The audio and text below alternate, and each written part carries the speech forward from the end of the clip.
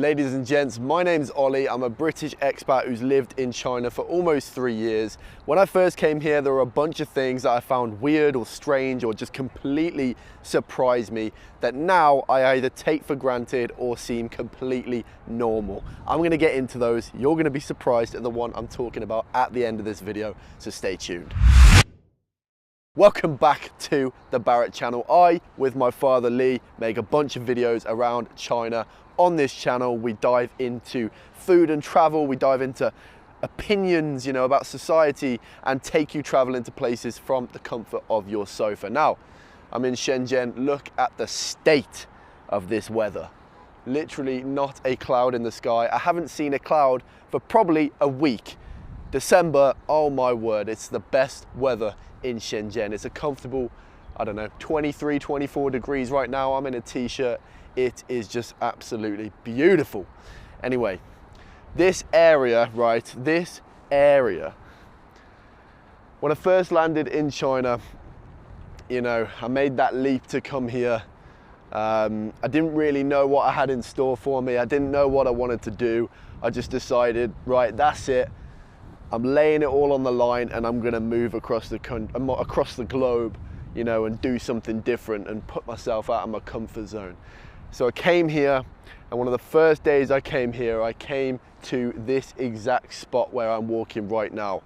Civic Center, kind of a centerpiece area of Shenzhen, and right in the middle of the CBD. And I just looked around and thought, holy shit. And I just had this overwhelming realization that I'm now in China, there's no going back.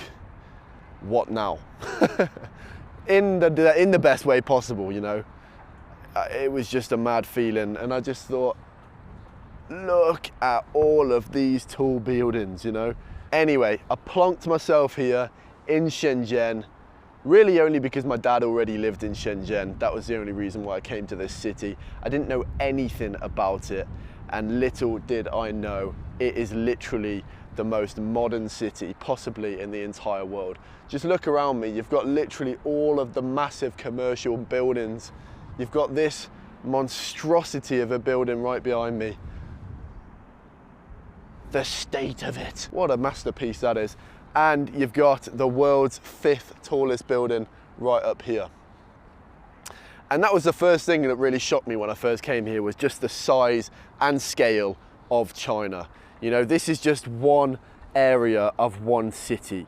In every big city in China, they've got places like this.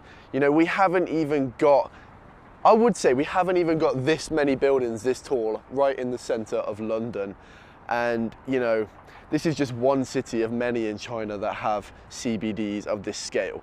And these 30, 50 story buildings, they're not just, in the center. They go all the way to the outskirts of the cities.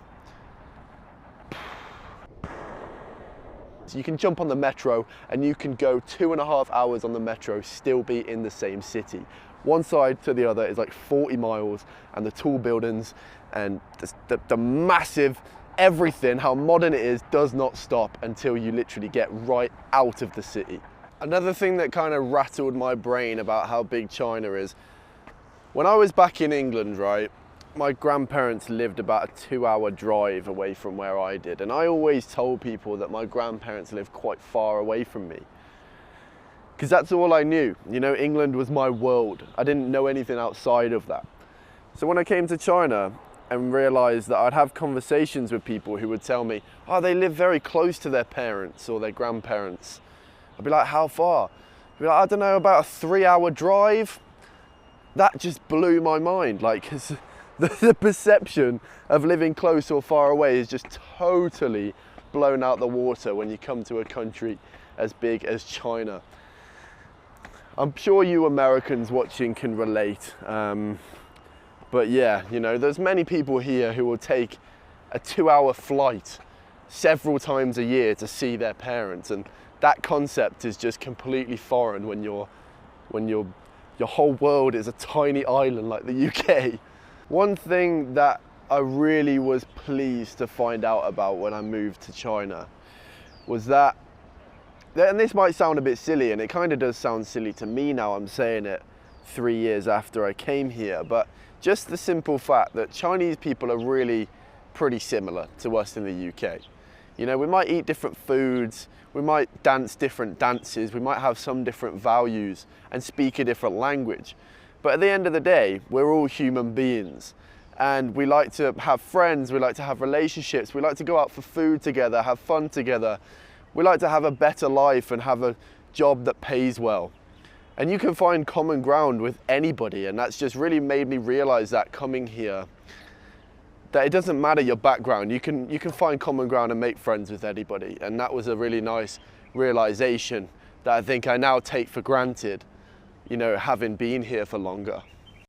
Oh, look at this, you've got some women warming up for, I don't know, martial arts or a dance routine or something like that.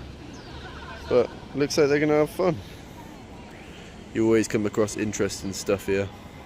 Now another thing that was shocking when I first arrived in China is just overall how convenient it is living here. I did actually do a whole video on that topic, which I will link up here and down in the description, so make sure you check that out after this one. But in a nutshell, it's so damn convenient, man.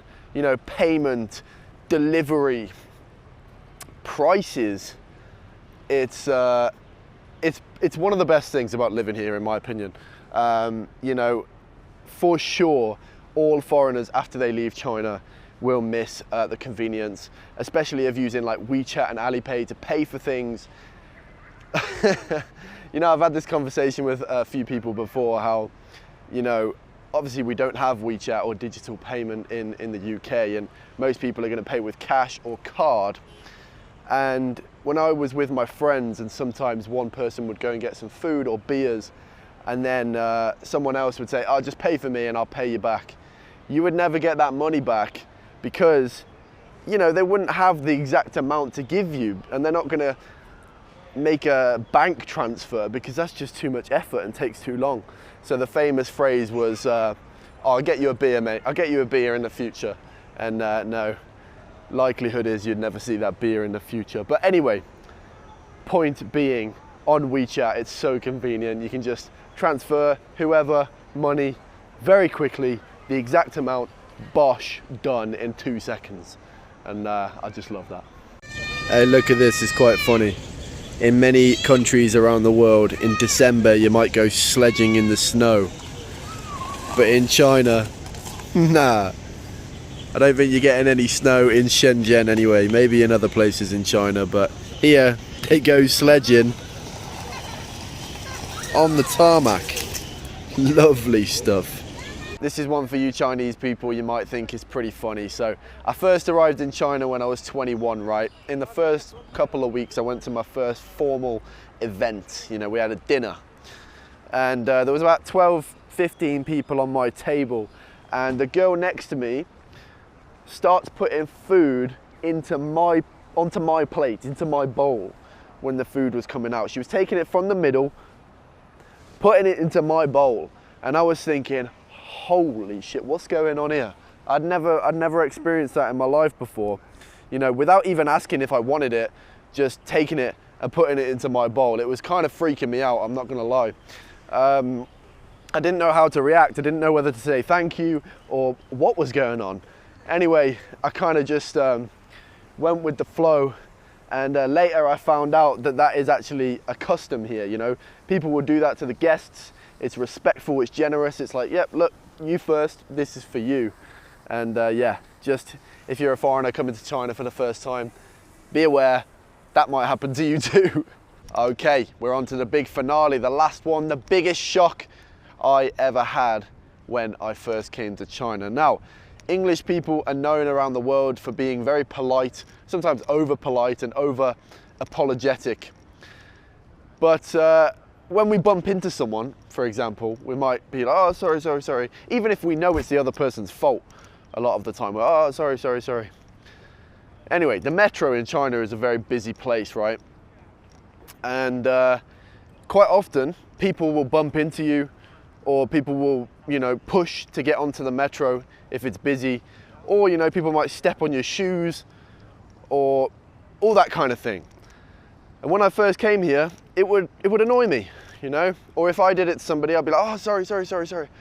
But then I'd quickly realize, like, that's happening all the time. And nobody's really saying sorry unless it's a really bad one where you literally like knock a phone out of someone's hand or knock someone over. But you're always bumping into people. People are always stepping on your shoes because it's unavoidable, you know? I would get annoyed about it until I realized I was actually doing it to other people a lot too, by accident. And at first I'd be like, oh, sorry.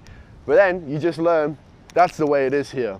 There are a lot of people, you've got to get used to pushing and shoving to get where you want to be on the metro. And that's just how it is. And now I've flexed my patience muscle, and it doesn't bother me. That was the thing. And that's something you need to look out for when you come to China. Don't let little things like that bother you. Otherwise, you will simply have a miserable time.